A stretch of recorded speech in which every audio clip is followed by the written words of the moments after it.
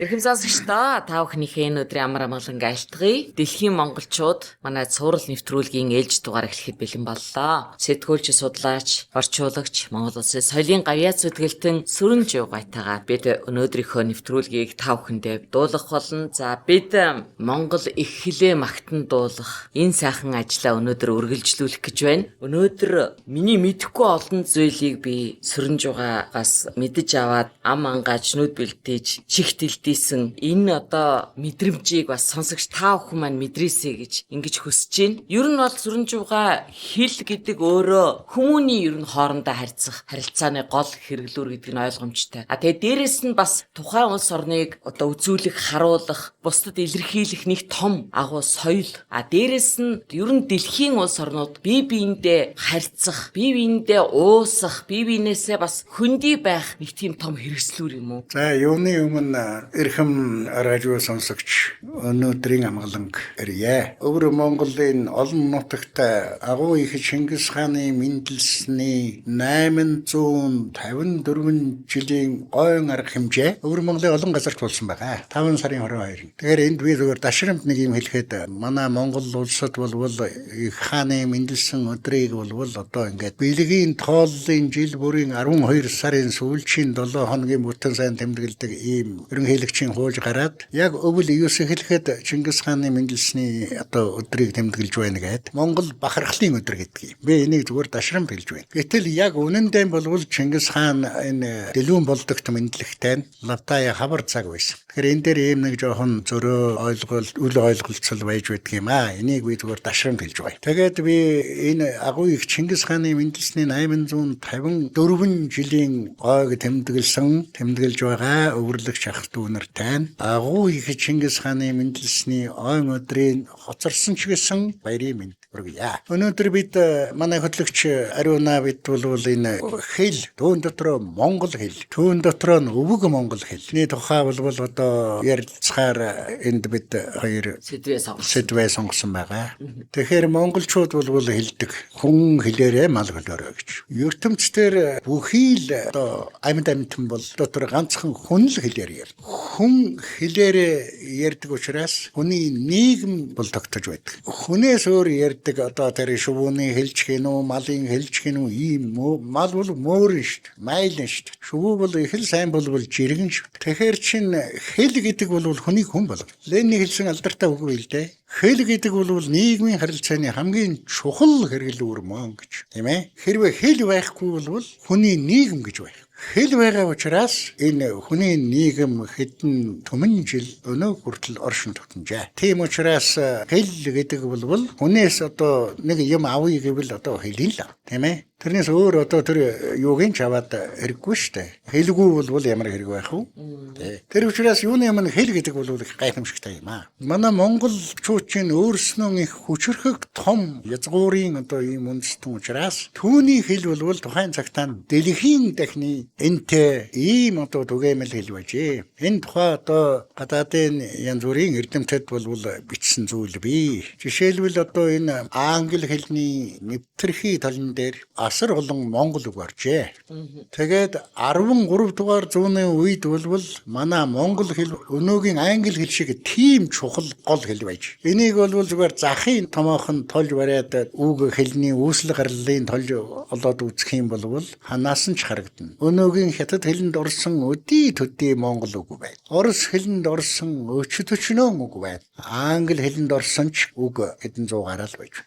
Бид мэдэхгүй өөрийн адуунд унсан унах өрөөлийн сүрэгт орцсныг үрээ даагуулаад хурдан ажнаа болгохт нь эзэн эргээд таниагүйтэй адилхан болж байна шүү. Олон үг байна. Тэр үг болгоныг тайлбарлах юм бол Ариуна битэрийн цаг хөрөхгүй нь ойлгомжтой. Тэгтээ та зарцухаас нь би зарцухаас нь хэлье. Энэ дэлхийн нийтийн хэл гэж өнөөдөр бол англи хэлийг хэлээд байгаа юм шүү дээ. Хоёр дахь нийтийн хэл бол хятад хэл. Нийтийн хэлэнд бол одоо тотем гэдэг нэг үг байдаг юм л да. Бүх Европ, бүх далайн чанд, бүх Америк, бүх дэлхийд аянараа тотем л гэж хэл. Хятад хэлээр бол түүтэн гэж хэлнэ. Энэ одоо 10 жилийн өмнө гараад одоо их нэрд гарсан хянууч болсон тэр монголчууд бол чонон сүлд гэж орчуулсан. Тэр чи уг нь сүлд биш юм л да. Хятадаараа бол лан түүтэн гэж байгаа юм. Оросоор бол вуулч тотем гэж байгаа юм. Тэгэхээр энэ түүхэн гэдэг үг бол монгол хэлний үг юм. Энэ тотем гэдэг үг бол өвөг монгол хэлний үг юм. Манай монгол хэлний титэм гэдэг үг л дээ. Энэ тухай бол одоо тэр схай гэж юм байна. Хятад одоо үгийн далаа гэсэн үг. Хятад хэлний хамгийн том тайлбар тол. Энэ тайлбар тол дээр энэ түүхэн буюу тотем гэдэг үг бол Америкийн улаан эрсд индианчуудын хэлнээс англи хэлэнд орсон үг гэж. Тэгэхээр индианууд бол өвөг монгол хэлээр өнөөдөр хүртэл ярилцаж байгаа. Индиан бол энэ монгол удмын Монголын эрт үеийн салаа салбар учраас түүний үг хэлн бол өвөг монгол хэлтэй ихэд ойрхон байна. Тэр индиан хэлний үгэнд бол тотем гэж хэлдэг байна л да. Энийг бол одоо хятад хэлэнд бол тийм ойлголт байхгүй байсан учраас тотем гэдэг үгийг дуудлагаар нь хан зүсгээр түүхэн гэж болгожээ. Бид бол чоны уг нь энэ бол юмны удам, угсаа, титэм бидээр нь хэлж байсан да. Тэр эзэн хаанд бол хамгийн гол нь титэм шүү дээ, тийм ээ. Тэр өмсч байгаа хааны титэм. Хүнийг хүн болгож байдаг энэ гол одоо үндсэн мотор нь болох зүрхэнд бол титэм, зүрхний титэм гэж байна тийм ээ. Үсэг бичвэл монгол хүнчин хуучин үсгэн титмийн тавьж эхэлнэ. Ба бөө гэд бичвэл титмээр эхэлдэг тийм ээ. Тэгэхээр тухайн юмыг тухайн юм болгож байгаа тэр үгийн үндэсний үндсийг бол титэм гэж байна. Тэр үг эрт цагт хэдэн мянган жилийн өмнө англи хэл рүү ороод тийм ээ. Индианы аялгаугаар англи хэлэнд нэвтрээд тэр нь эргээд англиас хятад руу ороод ингээд эргээд тотем юм түүхэн гэд ороод ирэхлээр чинь бид бол тийм юм байдаг юм байх тал гэж бод. Одоо яг тэр тотем гэдэг үгийг яг Монгол толинд юу гэж тайлбарласан байдгийг тайлбарч. Тотемиг бол уг удам гэж тайлбарлана. Хэлнэ. Зүгээр яг хөө тэр лан түүхэн гэдэг номыг миний үг нь шавил дээ. Одоо Монголын нэртэй орчуулагч Болдбаатар чонон сүлд гэж орчуулсан. Тэр сүлд гэж орчуулсан нь бол жоохон буруу буужээ гэж би Болдбаатарт ч сануулсан байгаа. Тэгэхээр яг хөө одоо өвөр монголчууд бол тэр хятадаар нь хэлээд яг монголоор хэлэх хэрэгтэй болохоор нь зэрэг чонон сүлд гэж хэлж байгаа. Сүлд гэдэг чинь өөр юм хэлнэ. Тийм ээ, Чингис хааны хар цагаан сүлд, хүний сүлд хиймар гэж ярина шүү дээ, тийм ээ. Тэр уг удам гарвал гэсэн үг шүү дээ. Язгуурын гарвал гэсэн үг ээ. За жишээлбэл одоо хотел гэдэг нэг үг байд юм да. Тэрийг мэдэхгүй одоо хүн тэрийг мэдэхгүй хүн лав манай Монголд байхгүй. Тийм ээ. Том одоо буурчин газар, том зоогийн газрыг бол дээр нь хотел гэж л бичсэн байгаа. Тэгэхээр энэ хотел гэдэг үг чинь бол бас л манай үг монгол хэлний үг байсан байдаг. Энийг миний их танил түүхч хятадын эрдэмтэн Томпин гэдэг хүн надад хэлж өгсөн л дөө. Би сайндаа болоод мэдсэн ч юм биш. Ягаад гэвэл би англи хэлийг сурч судлаагүй юм аа. Тэгээ энэ хотел гэдэг чинь ямар үг юм гэхлээр нь энэ англи хэлний л үг байхтай гэсэн чи үгүй танай монгол хэлний үг юм шүү дээ. Юу гэсэн үг юм гэсэн чи хотел гэсэн үг гинэ. Нэрээ чи тэгээд англи хэлний их тайлбар тол дээр хотел гэж үчээд ард нь 13 дугаар зууны үед харь хэлнээс англи хэлэнд орсон үгэ гэж тайлбарласан. 13 дугаар зууны үед мэдээж хэрэг хотел гэдэг нэртэй зочид бодол байхгүй шүү дээ. Тийм ээ, одоо зэрэгт мордож байгаа ч юм уу, адуу мал хайж байгаа хүмүүс бол хотон доороо чандамлаад буусан хотелд бууж ханаад хоол идээд амраад мордон доо аргамжаад идүүлээд хоноод явдаг. Энэ хот айл гэдэг үг англи хэлэнд хотел гэж оржээ. Энэс ямар дүгнэлт гарах вэ гэхлээр зэрэг манай монгол хэл болвол манай агуу их эцэг дээдсийн үед Чингис хааны үед болвол энэ дэлхийн энтэй тийм их түгээмэл ийм хэл байжээ. Өнөөдөр манай монгол хэл бол харин одоо энэ сүүлийн 20 жил манай одоо энэ өвөрлөгч нарын одоо тэр өвөр монгол аялгау манай одоо энэ монголын төв халахын аялгау хоёр бол их хоорондоо дөтөлж байгаа, ойртож байгаа. Би энд бол маш их баярлж байдаг. Өвөр монголчуудын хэлж байгаа тэр сайхан одоо хэллэгүүдийг би заримдаа телевиз сонин үзэж байгаад би ч тэмдэглэж явдаг шүү. Ягаад гэвэл тэр язгуурын тийм ээ. Харин яхаа зүгээр дутагдлаг гэвэл байлгүй яах вэ те. Ер нь дутагдлаггүй хэлвэдгүй хүн байхгүй л те. Өөр Монголын одоо энэ өнөөдөр хэрхэлж байгаа монгол үг хэлэнд бол хятад үг бол одоо ихээхэн хэмжээгээр орсон, ууссан, шингэсэн бид сонсоод ойлгохгүй харин өөр монголчууд андахгүй юм. Гэтэл манай монгол хэлэнд бол одоо орос хэлнээс бас англи хэлнээс сүүлийн хэлний үед сумо момо гэдээ одоо японоор ярих нь олгүй болжээ. Тэгэхээр хэлний цэвэр ариун байдал тийм ээ.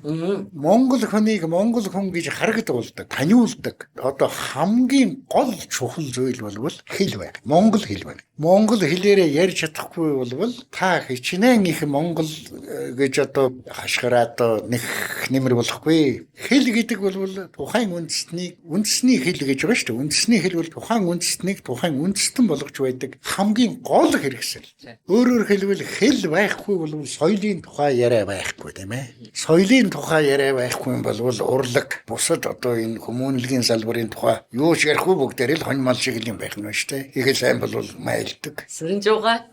Би зүгээр нэг бас жоохон түүх рүү эргээд очиход одоо энэ орос хэлэнд нэвтэрсэн орсон бас түүхтэй холбоотой монгол үгнүүдийг гарал үүслийн зүгээр хэлж хүмүүсийн хэлсэн яг жинхэнэ баталгаатай бол их үсрэн би мэдэхгүй. Танаас асуух гэсэн үнэн үү худлаа жишээлбэл Москва хотын нэр бол Машка голын нэр үнэн үү? Одоо гэх мэтлэн олон монгол үгнүүд орсчсан байдаг шүү дээ. Тийм ээ. Одоо Москва одоо Оросын холбооны улсын нийслэл Москва болвол энэ монголчууд одоо энэ Кипчакийн хаант улсоо юу Алтан ордны хаант улсын үндсэн одоо суур дэвсгэр дээр Орос улс байгуулагдсан. Тэрнээс өмнө бол Орос нэг 3 гүн улс байсан шүү дээ. Владимир, Московский, Киевский гэдэг. Киевийн гүн, Москвагийн гүн. Энэ гүнлэг улсууд. Тийм ээ. Энэ чинь бол Кипчакийн хаант улс энэ манай одоо Чингис хааны ууган хүү Жочин одоо эзэмшил газар дээр байгуулсан Алтан ордны хаант улс штэ. Алтан ордны хаант улс мөксний дараа тэр суурин дээр Орос улс байгуулагдсан түүхтэй. Тэр үеэс тэр Москва гэдэг чинь голын нэр юм штэ. Тэр гол бол их мушгирч урсдаг. Мушга тийм ээ. Наашин цаашин одоо ингэж мушгирч урсдаг. Тэгээ мушга гол гэдэг. Энэ монгол хэлний энэ үгээс Москва гэдэг нэр үсчээ гэж одоо Оросын эрдэмтэд ч одоо нотолсон юм үдээ. За жишээлбэл одоо энэ байгаль нуур гэдэг чи одоо энэ их газарт байдаг хамгийн цэнгэг хамгийн гүнзгий хамгийн одоо том нуур байгаль нуур штэ. Байгаль нуур чинь бол 100-аад хол морин зутагдаг дотроос хамгийн том нь манай Сэлэнг морин. Байгаль нуурыг дэжээдэг гол одоо судсан бол манай Сэлэнг морин. Гэтэл 100 гаруй гол байгаль нуур зутгахад тэрнээс баруун талаас нь ганцхан ангар морин урсаж гардаг байхгүй юу? 100 гол зутгахад нэг морин урсаж гардаг. Энэ морины ангар морин гэж хэлдэг. Оросоор ч ангар гэдэг. Ангар морины эрэг дээр байгуулсан хотыг Ангарск гэдэг. Энэ чинь монгол үг л дээ. Тэр их нуур ангархаг гэсэн. Тэр нуур ус нь эргээр нь даваад ангаагаад ингээд сэтрээд гараад бүхэл бүтэн мөрөн урсж байгаа тийм ээ. Ангаах гэдэг үг шүү дээ. Ер нь энэ бол энэ Сибирийн одоо энэ өчтөчнөө олон газрын нэр бол одоо бүгдээрээ л Монгол. Би одоо энэ Оросын холбооны улсаас Сибирийн хуучин цагт манай их дээр үед бол манай хойн иргэд сууж байсан булгачин хэрэмчин суудаг энэ нутаг энэ хятадын нутгаас Шинжааны нутаг. Бараг одоо нийт нэр томьёо газар усны нэрийн 60-70% нь бол Монгол байгаа шүү дээ. Шинжааны нутагт гэхтэл одоо ер нь одоо бараг л бүхэл уус одоо тэрл газар буулга шанд юу байдгийг бүгдээрээ монгол нэртэй юм байна шүү дээ. Тэр энэ юу харуулж байна вэ гэхээр зэрэг монгол үг монгол хэлний энэ одоо газар усны нэр гэдэг бол ерөнхийдөө Азийн хавтгаан ихэнхийг нь монголоор явж байгаа юм. Тэр бүхнийг бүгдийн тоочно гэвэл одоо ухаандаа энэ эрдэмшилгээний хурлын илтгэл тавьж байгаа юм шиг юм болно л доо. Зүгээр тоомлж ярих. Гэхдээ бол одоо энэ хятад хэлэнд хятадаас монгол хэлэнд орсон өдий төдий үг байхад монгол хэлнээс хятад хэлэнд орсон өч төчнөө үг байна л да. За түрүүн түн танк бол. За жишээлбэл монгол хүн чинь абоо гэж хэлнэ. За абоо гэдэг. Энэ бол манай монгол хэлний овоо гэсэн үг л дээ. Тэ овоо гэдэг бол энэ дэлхийн ертөнцийн давааны ихэн дээр уулын орой дээр юм уу эсвэл илчилгүй их хээр талд овоо босгож тэнгэр хангаагаа дахиж тааж байгалаа болвол хөндлөж дээдлж аж төрдөг ард түмэн болвол Монгол төвд хоёр л юм л да. Тэгэхээр энэ овоо гэдэг чи одоо овгор товгор гэдэг яхахгүй манай монгол хэл үндсэн алдаа язгуурын монгол хэлний язгуурын овоо гэдэг үг ээ. Гэтэл энэ тариалан эрхэлдэг хан үндэстэн хятад хүн болвол тийм овоо босох ийм одоо заншил гэдэг юм уу ийм уламжлал байхгүй л да. Нэгэнт тийм уламжлал ойлголт нь байхгүй учраас үүний дагаад түүнийг хэлдэг нэрлдэг үг нь байна. Байхгүй үгийг чи яах юм? Тэгээд тэр байгааг хэлнээс нь одоо зээлээд авна гэнэ үү? Өөрийн үг болгоод л авчиж байгаа тийм ээ. За дээр нь бол одоо хадаг яндар гэж л монгол хүн чи ярина штэ. Хадаг гэдэг бол тийм ээ эдийн дээд юм штэ. Тийм ээ. Гэтэл хятад хүн чинь тийм одоо нүүдэлчин ард түмэн шиг ийм одоо хадаг барьдаг, дээдэлдэг ийм ёс уламжлал байхгүй. Тэгэхээр ч одоо хятадын нутаг дэвсгэр энэ хятадын хатгаа дээр чинь төдийн нүүдэлчин одоо бурхны шишинтэн сууж байгаа юм чинь энэ үг бол мөн хятад хэлэнд хадаа гэж л орсон. Хадаа гэж. Гэтэл хадаа гэдэг үг бол үндэ төвд хэлэнд монгол хэлэнд адилхан хадаг л гэж хэлэгдэж байгаа юм. Жишээлбэл одоо биднүүд чинь оорог толгой гэж хэлдэг л дээ монгол хүн чинь. Оорог толгой гэж юу хэлдэг юм гэхээр зэрэг энэ дээрээ тийм хаттай намхан толгодыг оорог гэдэг. Энэ үг бол орос хэлэнд бас орчжээ. Авраг гэж хэлж байна гэсэн. Авраг. Гэтэл бид бол өвөг монгол хэлнийхээ энэ үгийн үндсэн язгуурын утгыг мэдэх үгээсээ болоод одоо их тийм инээдтэй юм шиг өрөвдмөрч юм шиг ийм одоо шин цагийн тийм буруу хэрэглээ гарч ирсэн байдаг л дээ. Энэ зүгээр одоо холоос ирээд хэрэггүй. Ухаандаа манай Дорногов аймгийн хараа хэрэг сумал гэж байдгийг. Би бол одоо ингээд л яг энэ бас хэл бичгийн талын мэрэгжилтэн хүн учраас за энэ бол арай л буруу байхаа гэж боддог байсан л да. Айрэг юм чин тийм ээ. Эсэг цагаа хар байх ямар ч хүндэс байхгүй тийм ээ. Тэгээ би одоо наашин цаашин ингээд одоо гал тэргээр явж байхтай яг тэр сумын утгаар өнгөрдөг юм л да. Тэгээ тэр замын хоёр талаар бол ингээд зай завсаргүй үргэлжилсэн тийм хар хадан толгойдоо тийм дов аарг толгойнууд байна. Гэтэл манай улсууд аарг гэдгийг айрэг болгож тийм ээ. Уг нь энэ чинь хар арг гэдэг үг байхгүй юу? Арг толгой гэдэг үг Монголын нууц төвчөн дээр явж үйдэг юм байхгүй юу? Тэгэхээр чинь энэ арг гэдэг энэ үг орос хэлэнд орохдоо авраг болоод орцсон. Тий.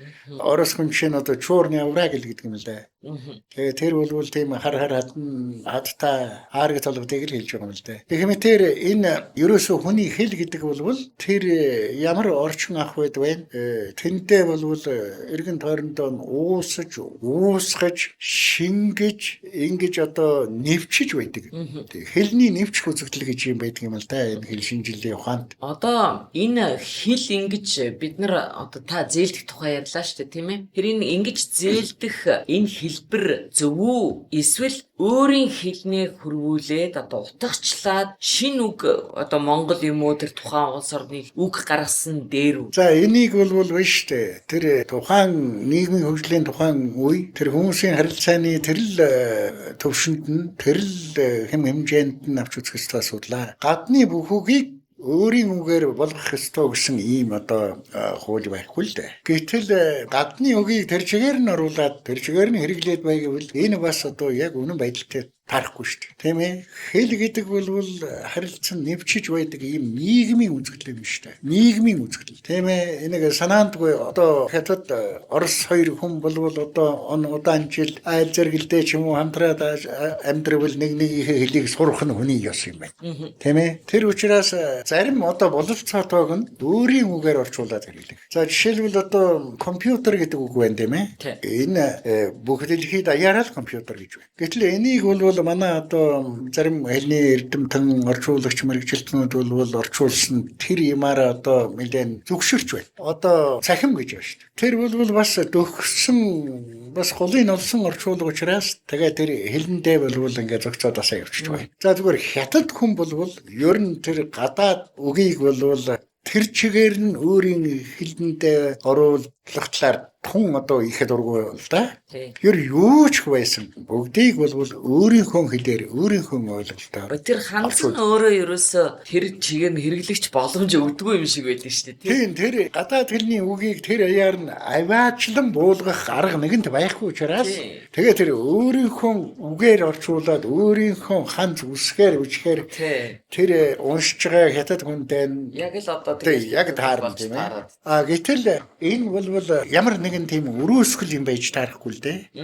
Одоо жишээлбэл сүүлийн үед 20 жил манай монголчууд бол одоо сумо бөхөж гэдэг юм уу, одоо озек гэж гэнэ үү, одоо тэр хэнч ёкулунаач гэнэ. Одоо ер нь энэ сумо сонирхдаг монголчууд чинь ер нь баргийн юм нь бол ойлгодог болсон тийм ээ. Хуучин цагт манай монголчууд чинь бол Япон хэл байдгаа юм мэддэггүй. Хэл гэвэл орос хэл байдгийн байх их нь холгүй тийм л байсан цаг.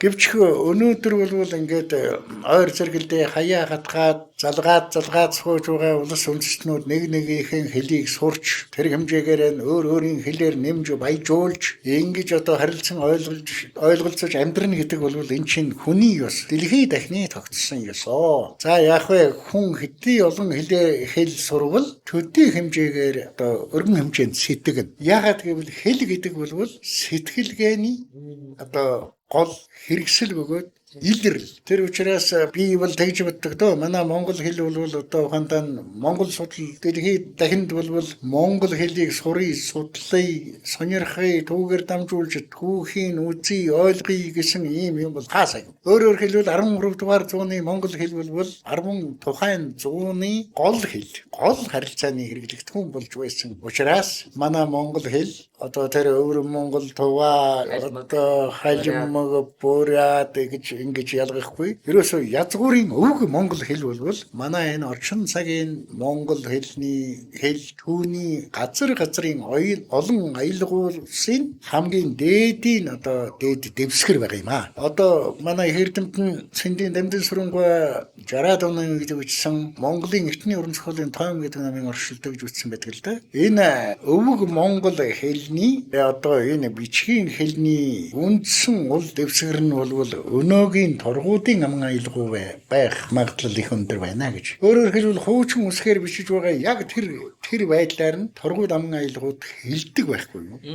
Тийм учраас надад ингээд хуучин үсгээр бичих нь бол өөрийнхөө би чи торгууд хүн шүү дээ. Өөрийнхөө хэлдгээр яг тэрүүгээрээ бичихтэл би ер нь барагтай болж алдаатай бичих аргагүй л байдаг юм л да. Одоо бие магтсан болох вэ зүгээр. Гэхдээ үнэн байдал тийм ээ. Тэгээ би шинэ сүүлийн 44 жил хуучин үсгээрээ л юман дамжигладаг. 44 жил хятад хэлийг хэлтэлж үзлээ. Хятад хэлийг төгс эзэмших нь байдгаа монгол хэлэндээ маш хөвөрэл байна вэ. Тэгэхээр хэлийг сурч барна гэдэг бол бололцоогүй юм. Тийм бололцоогүй юм. Жишээлбэл хятад хэлний үсгийн тэмдэгт гэнэ л дээ. Үсгийн тэмдэгт бол одоо энэ хэл шинжээч эрдэмтдийн гаргаснаар бол 42 мянган ширхэг үсгийн тэмдэгт байгаа юм шүү дээ. 42 мянган ширхэг үсгийн тэмдэгт байдгаа бид нуу чинь цагаан толгойн 35 үсгэн арай чүгэж зайлж байна шүү дээ. Тэгэхээр хэл гэдэг бол хязгааргүй. Сэтгэлгээний хизээч одоо орхиж болшгүй одоо ийм хүн болгодог үндсэн юм л да. Манай агуу их нацгдоржийн хэлсэн үг гаштай тийм ээ. Өсгөөс сурсан үндсэн хэл мартаж болшгүй соёол өгтөл орших төрлөх нутаг салж болшгүй орон гэж. Тэгэхээр нацгдоржгаа гэдэг хүн бол 100 жилийн өмнө 100 шахам жилийн өмнө амьдарч байсан. Гэтэл тэр хүн байхгүй байхад тэр агуу хүний хэлсэн үгийг өнөөдөр мэдэхгүй монгол хүн байхгүй л байна шүү дээ. Тэр хэл гэдэг бол өнөө мөнхийн юм. Хүн гэдэг бол өнөө маргааш юм. Хүн 160-д амьдардаг бол хэл бол төмөн үед явж л байдгийн байна, тийм ээ. Хэрвээ хэл байхгүй гэж бодох юм бол хүн байгаад ч яах юм бэлээ. Тэгээ яг одоо энэ би бас нэг тийм юм боддог юм аа. Монголын олон аман аялгуу энэ дотроос бол биднүүд харилцан бие биенээ нөхөж явах хэрэгтэй. Өөр Монголын аялгуугаар яадгийн тэрүүгээр яадгийн гэвэл та өөрөө хэнч биш ба. Халимаг үг хэнд хэрэгтэй гэх юм бол мөн л хэнч биш. Энэ дотроос биднүүд тэр алт эрдэсний энэ эрдний шигшиж аваад энэ агуу сайхан энэ бидний их болсон монгол хэлээр цаашаа аваад явах нь бид биендаас хүчрхэг үндэстэн хэвээр байхын үндсийн үндэс гэж би хэлмээр санагдсан л да. Би таныг сая ингэж сонсож байхад хүн нэг их тийм сайхан сэтгэл хөдлөхөөр нэг нуруугаар ингэж зарзаадаг штеп. Тэгж одоо тийм сэтгэл хөдлөж өөрөөрөө болон монголоороо энэ хэл их агуу соёлоороо бахархах сэтгэл төрж суун. Энэ одоо агаарын цэнхэр долгионоор дамжуулаад сонсогч түмэн бас тэгж суугаа байх. Ялангуяа залуу хүн одоо ингэж одоо бахархах сэтгэл төрж байгаа байхаа гэж бодоход одоо их сайхан байна. Нэвтрүүлэг маань дуусах чинь би танаас ганцхан зүйлийг товчхон хариулж өгөөч гэж хүсэж байна. Та өвөг монгол гэж одоо энэ нэвтрүүлгийн туршид монгол хэлээ хэлж байна. Өнөөдрийн монгол хэлнээс ялгаатай учраас тэгж хэлж байна уу? Өөрөөр хэлбэл өвөг монгол хэл гэдэг бол манай одоо мянгаад жилийн өмнө манай язгуурын монголчуудын хоорондоо хэлэлцэж байсан, хэрэглэж байсан тэр хэлийг өвөг монгол хэл гэж хэлж байна. Өнөөдрийн бидний хэлэлцэж байгаа энэ монгол хэлийг яг одоо шинжлэх ухааных нь хэллэгээр бол орчин цагийн монгол хэл гэж хэл. Тэгэхээр энэ өвөг монгол хэл байгаагүйсэн бол орчин цагийн монгол хэл гэж юм байх ч юм уу байвал ямар янзтай юм байхын тэрийг одоо хэлэхэд хэцүү л дээ. Орчин цагийн монгол хэл үндсэндээ өвөг монгол хэлнээс нэлээд холдсон. Тэр хэл гэдэг юм чинь хүнтэй адилхан хөгжиж байдаг, нийгэмтэй адилхан хөгжин тийм ээ. Тэгэхээр энэ ингээд хөгжөөд яг анх хэлэгдэг тэр байдлаасаа өөр болсны үндсэн шалтгаан бол бид хэдэнтэй олон удаа үсэг үчхэн сольсон явдал. Тийм учраас өнөөгийн өвөр монголчуудын хэлж байгаа хэрэгж байгаа тэр үгнүүд эднүүд бол мөнөөхөл одоо худам монгол үсгээ аюулгүй дэвлэл хэрэгэлсэн учраас өвөр монголчуудын хэлж байгаа хэллэг бол өвөг монгол хэлтэйгээ ойрхон байна гэж боддог байхгүй юу? Биднүүд үсэг бичгийг олон удаа сольсон учраас өвөг үг язгуурын өвөг үндсэн монгол хэлнээс нэлээд холдсон. Гэхдээ холдлоо гэхэд бол учир буюу одоо ухааны нь олохын аргагүй болчихоогүй л дээ. Тэгэхээр биднүүд орчин цагийн монгол хэлээ бол одоо ингээд хадгалж явах тухай асуудал.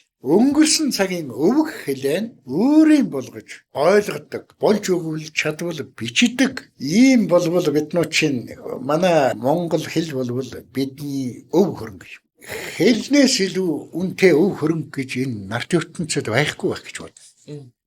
Та бид хоёр монголоор яриа сууж байгаа учраас та бид хоёр бол одоо тийм ээ одоо аргагүй одоо энэ монгол тийм ээ яриад тэр сайхан яруу сайхан монгол хэлээр энэ хоорондоо яриад суун гэдэг бол эндээс бол одоо ярьж байгаа та бид хоёр байдгаа сонсож байгаа манай сонсогч нөхөд бол бас таашаал эдэлж байгаа болов уу гэж би сандаг л да. За баярлалаа танд. Хоёулаа нэвтрүүлгээ яг энд хүрээд ингээд жаргая. За өнөөдрийн манай дэлхийн монголчууд цоврал нэвтрүүлэг их монгол хэлний тухай сэдвийг хөндөж та бүхэнтэйгээ ярилцлаа. За бүгдээрээ дараачихаа нэвтрүүлгүүдээр тавтаа сайхан уулзах өрөөлөө өргөё. За Сүрэнжууга таньдаа маш их баярлалаа. Манай өнөөдрийн болон одоо бүх одоо нэвтрүүлгийн үл солигдох багш, хөтлөгч, сэтгүүлч, судлаач, орчуулагч, соёлын гавьяац сэтгэлтэн Сүрэнжуугатайгаа хамт та бүхэн байлаа. За дараачих нэвтрүүлгээр уулзъя. Их сонсогчдоо баяртай.